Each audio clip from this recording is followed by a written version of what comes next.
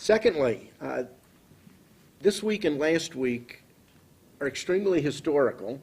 I heard some discussion about this, but I frankly was a little shocked we didn't see more. The 150th anniversary of the end of the Civil War, the surrender at Appomattox.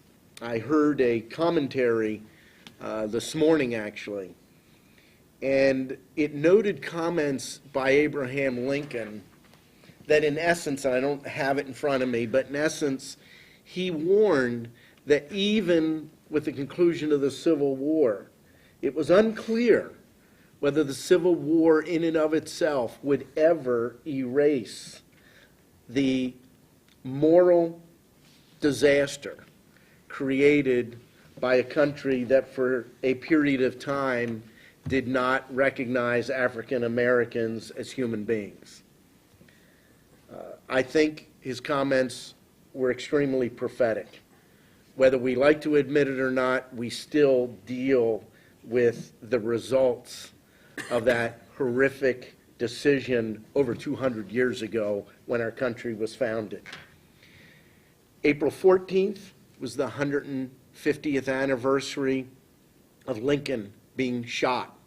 Now, there's a debate. If you look, some people will tell you the 150th anniversary is April the 15th of his assassination. Well, actually, he was shot in the evening of April the 14th at Ford's Theater, and he died on April the 15th at 7:22 a.m., believed to be the final, not the final words, but the words said at the moment of his death came from Secretary War Stanton, and I'm a big fan of the book Team of Rivals.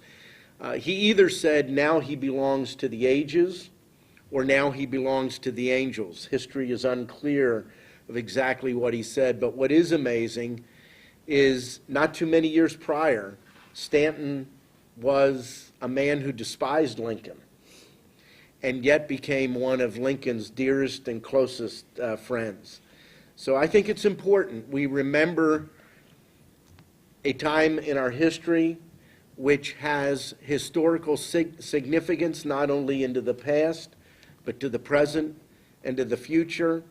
And I contend that although at the time Lincoln, historians were doubtful whether Lincoln would be considered great, and in fact some thought he may be considered as a very bad president, history has, however, treated him as clearly one of the greatest presidents of all time, and I believe he rightfully deserves that. I'll note one other thing. When Lincoln became president, was running for president, he was clear that the potential coming conflict was not over slavery. He did not like slavery, but he is an example of a man who was transformed in the context of the events that occurred around him and his life.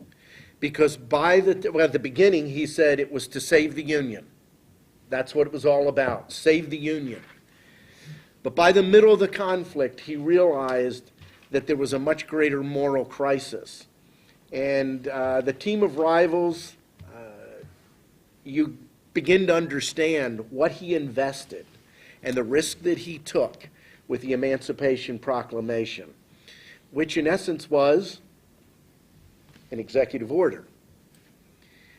He took an immense risk because he had come to the point where he believed that we were at a moral precipice and that people were not going to continue to fight simply to save the Union, that there had to be a realization there was a much bigger moral case to be made, and he made it. And I think that it's so important that we not only remember history, but we pass on the memory of history to others. And then in closing,